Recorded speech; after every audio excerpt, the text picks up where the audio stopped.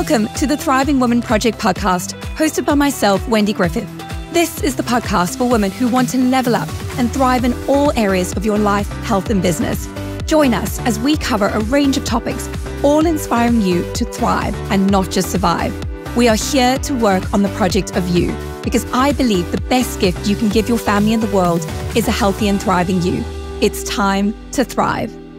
So hello, everybody, and welcome back to the Thriving Woman Project podcast. And I am so excited to have the incredible Rachel Chan here with me today on episode 13 of season 4 to share more about her incredible story and entrepreneurial journey. So Rachel and I have known each other for many years. And I mean, I'm such a fangirl, honestly, she's the type of person that you follow online and you just think, I want to be her bestie. And I'm so grateful to call her a friend. And together we have both grown businesses in the wellness space. And I'm just constantly being inspired by Rachel. And even more so because she's actually so much younger than you would think. She's so wise beyond her years. But I'm going to let her say hi and we're going to get stuck into her incredible story today. So hi, Rach. Hi everyone. Happy to be here, and thank you so much, Wendy, for that amazing introduction. Oh, so deserved, sweetheart. And just tell the listeners a little bit more about who you are, your background, and just really sort of how you've come, to be here today. Yep, perfect. So yeah, for those of you that I have yet to meet, so my entrepreneurial journey started 11 years ago. I was a baby at the time.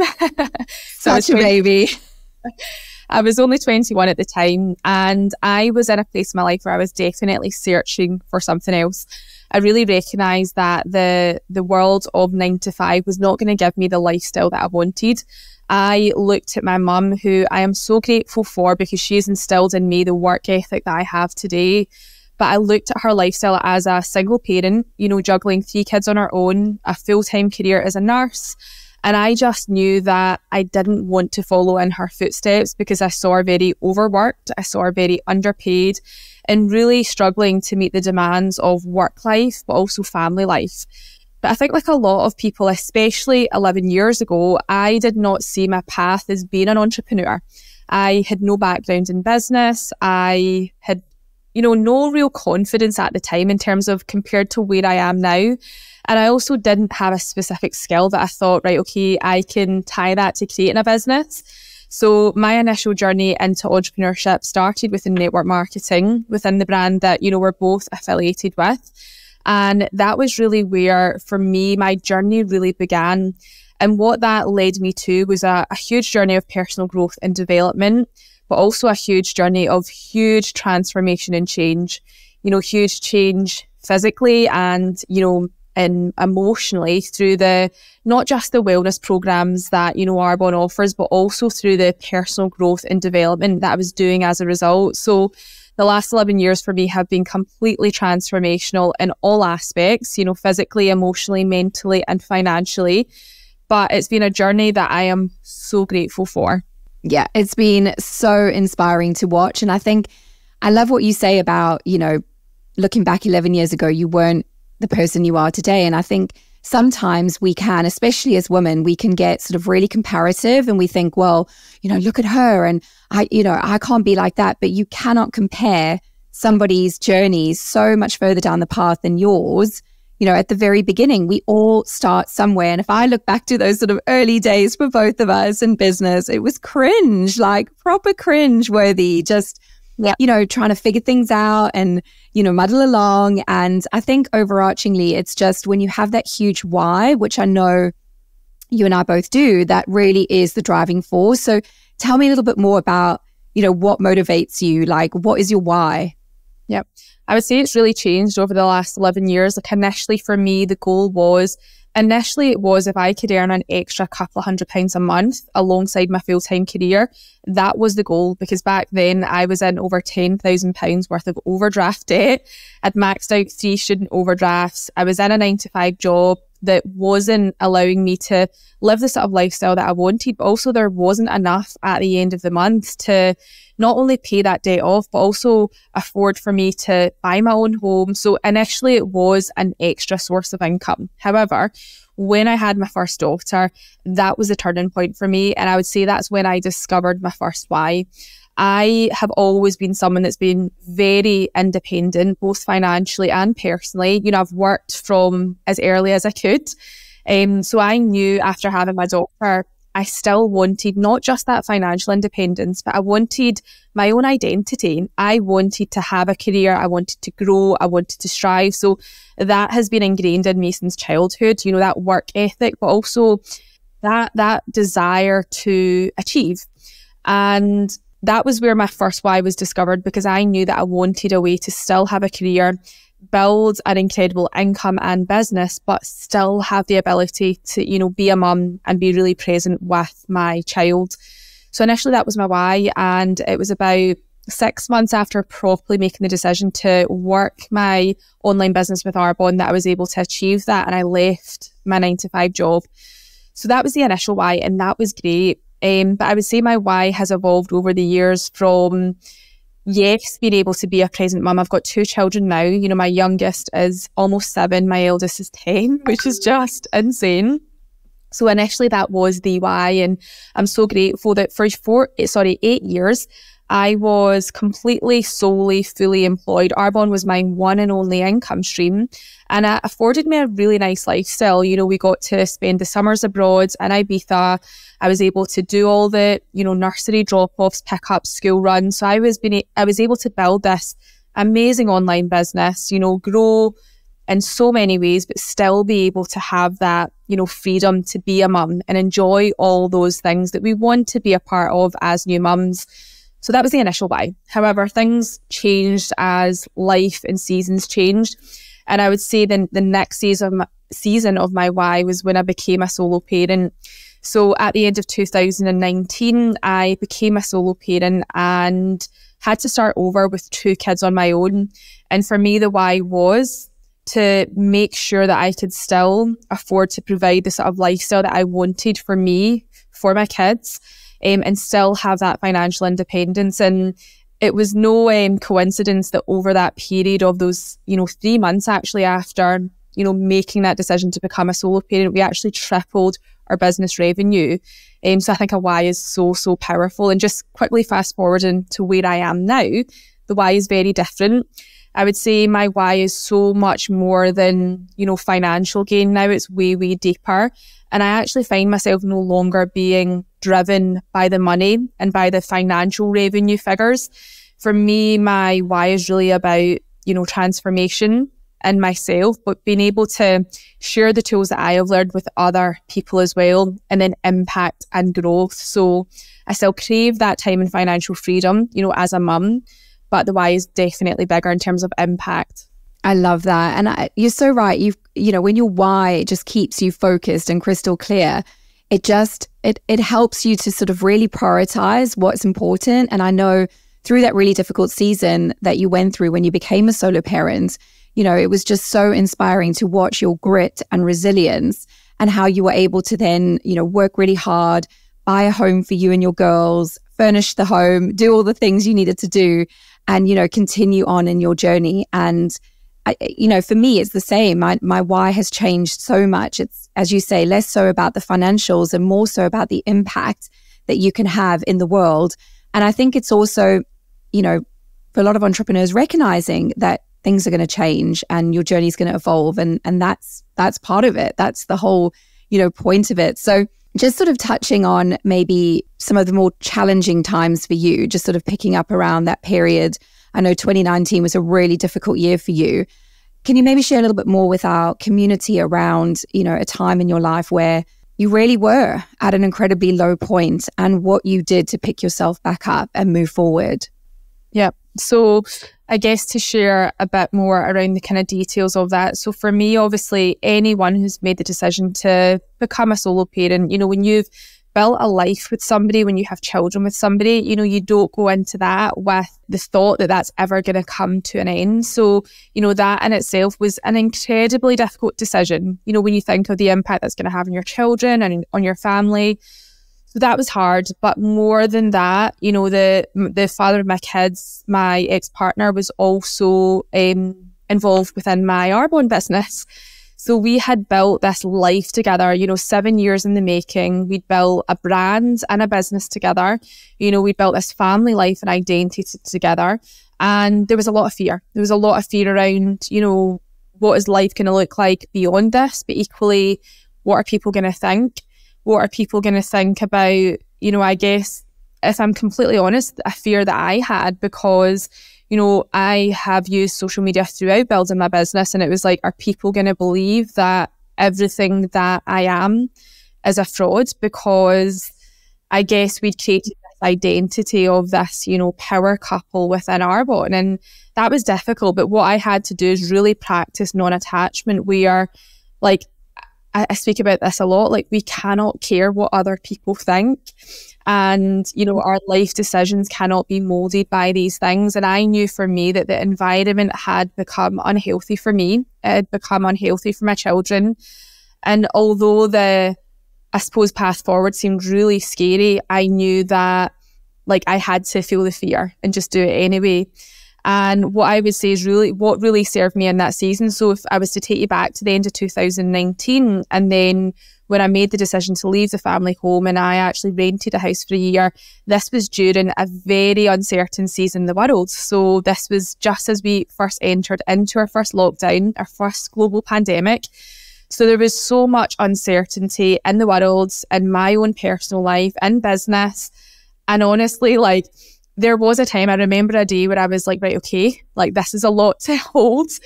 And I knew that in that moment I had two options.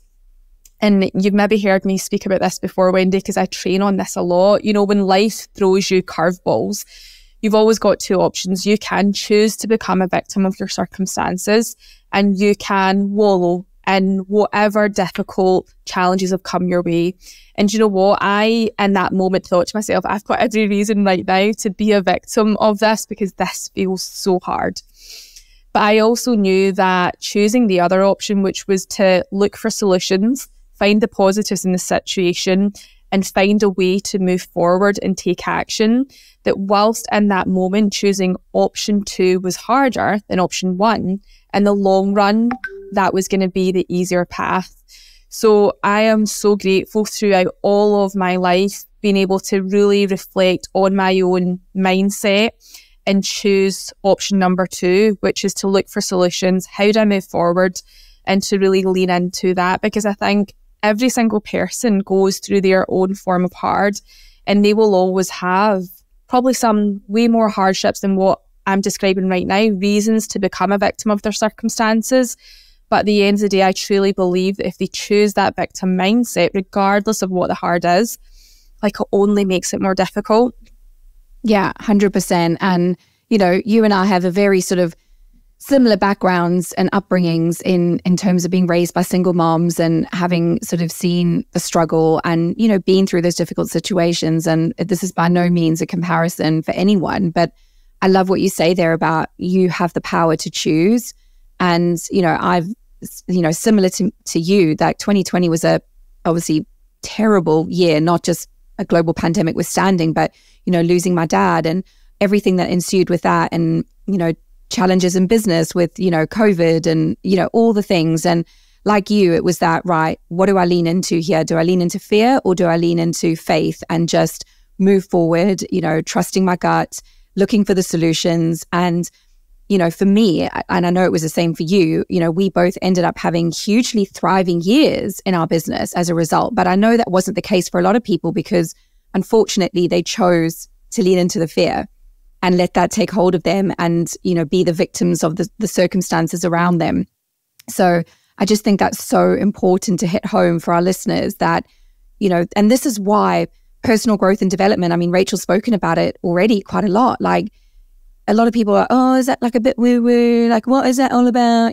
But really, personal growth and development is minding your mind. It's equipping yourself with tools and strategies to be able to cope when life hits you with hard, curveballs. And I know sometimes people are like, I don't know how you're still standing, of just sort of life circumstances and things. And it's like, honestly, it's that resilience that you build and knowing yourself and knowing how you operate. So I'm just really keen because, you and I love human psychology and all those things. So just tell me a little bit more about, maybe some of the personal development that you've done and what you've recently learned about yourself, because you've been on such a journey and with, things like human design and all that. So I believe that business, like success in business, so much of it is psychology, because what we believe in terms of what goes on between our ears is the difference between somebody who really moves forward and takes action and somebody who gets stuck in the fear. Like, minding your mind is everything. And this is where throughout my entrepreneurial journey, I have continued to and will always continue to invest in myself with mentors, with coaches, with people who are further on in different aspects of business. So whether that be in, business mentors, whether it be in experts in marketing, whatever it might be, I'm always looking at ways, how can I invest in my mind? How can I invest in myself? And how can I invest in my growth? So I'm a big believer in that. And for me, I would say that's something that has been a continual thing throughout my business journey. And that mindset has served me very, very well. But also in the past couple of years, especially the past year, and I know I've shared this with you, Wendy, I have done a lot of deep work in terms of really understanding my own unique human design, understanding my own strengths, but also my weaknesses, so that when it comes to business, but also life, I can design my life and my business in a way that really works to my strengths. And also really understanding, what does work for me. So I'm a manifesting generator. I am an ENFJ protagonist. And for those of you that don't know what that means, it basically means that for me, I need to do work that I know and believe has a bigger impact on the world. So I need to do work that's meaningful. I need to do work that's purpose-led, that's mission-led. So when it comes to goal setting, me setting a goal that's purely financial, I will not move for that goal. And I know that because I have tried that. I've done the figures. I've put the stickies on the wall. I've reminded myself every single day of that monetary goal, and it's not enough. Every single season of huge exponential business growth has been attached to meaningful things for me. So I think it's important to understand, what is your unique human design? What's your personality type? So that, if you're not good at certain things as well, what can you also outsource? Is we have to work in our zone of geniuses. But lastly as well, so for me being a manifesting generator, I know, and I was speaking about this to somebody today, we hear a lot in business, niche down, just niche down. And actually, as a manifesting generator, that doesn't serve me at all. Because this thought that I need to contain in a box and be a certain way, that just doesn't work for me. Where actually, as a manifesting generator, I am at my best and my energy is energetic when my work life and my business life is diverse. And this is where, for me, I know, and this was something I experienced coming out of the pandemic. For years, my business, Arbonne, was my sole and only thing. And at that season of my life, that served its purpose because I didn't have the space for anything else. So much of my mind and my life was consumed raising 2 young children under the age of, 3 and 5. But when I made that decision, became a solo parent, and, I now share my time with my children, but also they're a lot older. I have a lot more creativity and mental capacity. I started to realise the reason feeling unfulfilled in my business was because I needed other ways to really spark those creative juices and to get my energy in that place where, it was thriving. So yeah. No, I totally relate to that. You and I are and I know there's a lot, people often talk about multi-passionate entrepreneurs, and then there's for me, having ADHD, I always have to think, oh, is this an ADHD tangent or is this, but actually what you said there about, where I get my source of energy, I can't just do one thing. It's why a corporate lifestyle didn't suit me, because I got bored doing the same thing day after day. I need that variety. And that's why I have 2 different, 3 actually businesses, but for me, that is what drives me and keeps my energy high. And I think what is so important from everything you shared there is just about getting clear on who you are. What are your values? What's important to you? And actually setting your business and lifestyle up to support that, because we don't become entrepreneurs to then be a slave to a job and something we don't want to do. We want to have choice and creativity and freedom over our lifestyles. So that is so, so crucial and important. And I just wanted to pick up on something you said there, because the outsourcing thing, that's something that you and I are so hot on and so passionate about. And I know people often will say to you and I, like, how do you do everything? And I always say, okay, let me tell you the secret. And they're like, lean in almost with like a notepad ready to write all the notes. And I'm like, I don't. And they're like, what? And I'm like, I don't try and do everything, because I know what my zone of genius is. My zone of genius is not ironing. Like, that was in my marriage contract. I don't do the ironing. I know you outsource your ironing as well. And you know what? I'm joking, but it goes so much deeper than that. So just tell me about some of the things that you in your life outsource. And I know you and I are like system queens. Yep. We, you know, and people often think systems mean restriction and, you know, routine, boring, all that. But honestly, systems create flow in my life. And, you know, I love the quote, we don't rise to the level of our goals, we fall to the level of our systems. And if you have a goal, say it is to get fit and healthy, well, you need to set up the systems that are going to support that goal. Without them, it's just going to be the same old. Yeah, absolutely. So yeah. I'm a huge fan of... Share your wisdom. I'm a huge fan of outsourcing, but also a huge fan of systems. And what I will say in the early stages of my business, yes, I have always used systems to run my life and business. So, but I would say, especially in the last, year, I've enhanced those even more. So I describe it as like your life operating system and your business operating system. So a lot of people will ask me, Rachel, how do you hold so much? So I now have a lot of pillars to what I do in terms of my brands and my business. I have a lot of strategic partnerships with other female entrepreneurs. I run a female empowerment community called the Vibe Tribe. I have a lot of different sort of moving parts to my brand and business. And honestly, the reason that I can hold so much is because of these systems. I use project management systems to manage all of my life operating systems.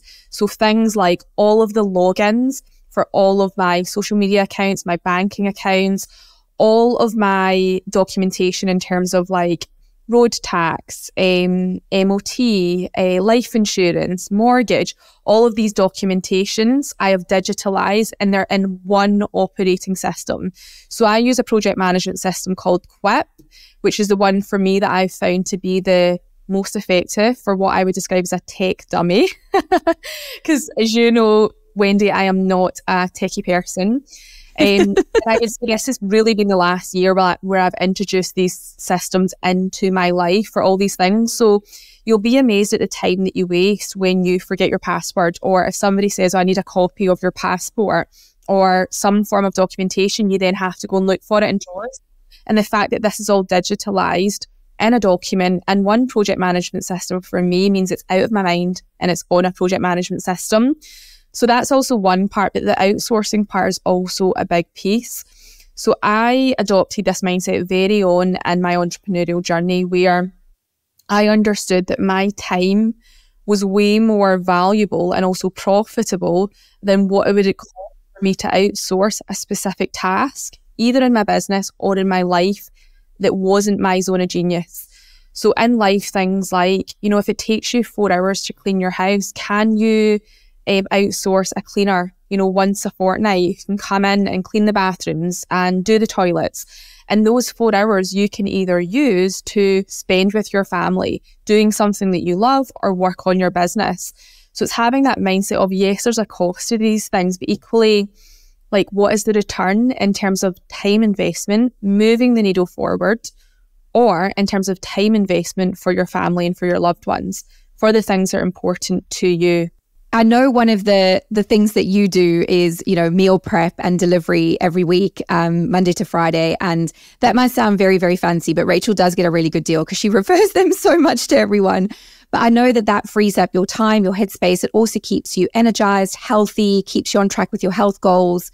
And so that's really what the outsourcing thing is about, is thinking, how can I best save time, and how can I use these things to support me and getting a higher output, energy output, especially when it comes to and I feel like as entrepreneurs, I see some entrepreneurs really just not looking after themselves, and you are your biggest asset. So if you're not healthy, if you're not sleeping, if you're not well, if you've not got the energy and strength, how are you going to grow a thriving business? Yeah, totally.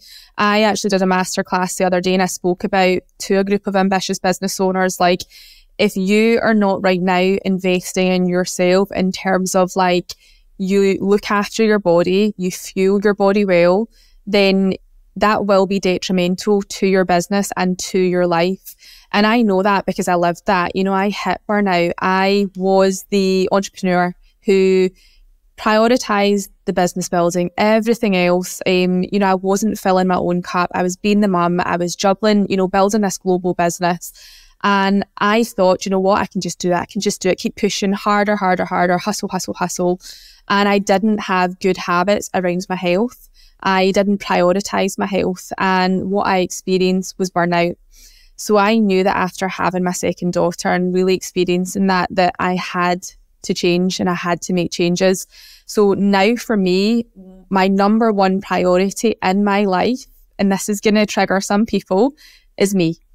It's my health. It's my well-being. And I say that because for me to be the best mum that I can be and to pour into those two little girls, it starts with me first. So it's like that saying on a flight, like, put your oxygen mask on first. Yeah, 100%. You're useless. So crucial. And I think, you know, I'm not triggered by that because, again, that resonates so much with me. But I know when I have said the same thing to people and they're like, what? And I'm like, well, yeah, like, if I'm not functioning, what good am I to the world? And we know this conceptually, but really when that forms a connection, it's really game changing. Honestly, the more I invest in my health, I mean, I go to gym pretty much every day. I remember my daughter once saying to me, Mommy, do you go to gym every day when I'm at school? And I'm like, yes, I do. And then my mother sort of overheard, she's like, yeah, it's very good. And I just think, but honestly, that is one of the things that helps me in my life. And that is a priority. So yes, it does take some juggling and some extra work. And I might need to sort of make up time in different points of the day. But ultimately for me, that gives me the mental clarity and the energy. And yeah, it helps me to have a higher energy output. So it's absolutely a priority. I see that as an appointment on my calendar for my business, ultimately. Yeah, absolutely. So just to end off today's amazing chat, you've shared so much wisdom and gold with the listeners. Oh my goodness, amazing. Is maybe you can sort of share your kind of 3 top tips for living a thriving lifestyle in your life, your health, and your business. Yeah. Okay, this is like you'd planned this, Wendy, because actually I've trained on this many times and I speak about this a lot. And these 3 things I believe will serve you not only to thrive in your business, but also in your life. And these 3 things I have used throughout my life, throughout my business, but also when I have been through very difficult seasons, you know, the season we spoke about there in 2019 and 20, these were the 3 things that I absolutely lived by. And this is what enabled me to really thrive during that season. So number 1 is, what are you allowing into your mind? So we've touched on mindset already. Your business and also your mindset is won and lost between what goes on between your 2 ears. So what are you listening to on a daily basis? Like, what is your environment like? Who are you surrounding yourself with? How are you fueling your body? Are you investing in your mind? Because that really is the difference. When you look for the solutions, when you come up with the solutions, when you approach everything with that growth mindset, like, that changes the game. So mindset is so key. Number 1, how are you fueling your mind? Number 2 is, how are you fueling your body? So again, we've touched on this throughout the podcast. If you want to be an ambitious business owner and you want to excel in your business or in your career, but also as a woman, as a mum, you know, as a wife, then it starts with you first. So how are you fueling your body? You know, for me now, in terms of my health, it is such a keystone pillar, because I know that for me to be the absolute best in all the different pillars of my life that are important to me, it starts with me filling my cup first. So how are you fueling your body? And then number 3 is, what action are you taking? Because it's all very well doing all the courses, reading all the books, you know, eating healthy, meditating, praying, you know, doing all the things. If you are not taking logistical action every single day to move the needle forward, then there's going to be no change, basically. So, mindset, 100%. And action, intentional action. I love that. Operating with intention is always, that has been such a thing for me. I think sometimes we can get a bit bogged down with it, having to set goals. But I think if you have the underlying intention with things, that is more powerful.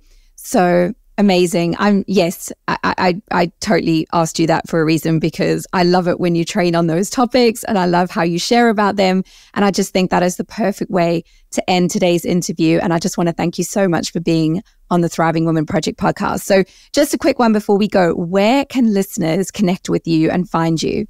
Yeah. So you can find me mostly on Instagram. So Rachel_Limitless Living. You can find me there. That is the platform that I would say I am the most active on. And yeah, it's probably the best place to reach out to me. Amazing. And I know that your content is just incredible. People get so much from it, so much inspiration. You give so much value to people. And so definitely I will link to Rachel's Instagram account in the show notes, so you can just click and easily follow it. And yeah, thank you so much, Rachel. We are so blessed to have you on the show. Thank you for having me. Thank you for joining me for today's episode. If you've got value from this, please won't you take 2 seconds to take a screenshot and share a pic of this episode on your socials. Extra points if you'd like to rate and review this podcast on your preferred platform, so that we can share the love with more women wanting to thrive in their lives. Do be sure to visit my website, wendygriffith.co.uk, to get all my free resources to support you on your thriving journey. Until next time, God bless, take care of yourself, and keep thriving.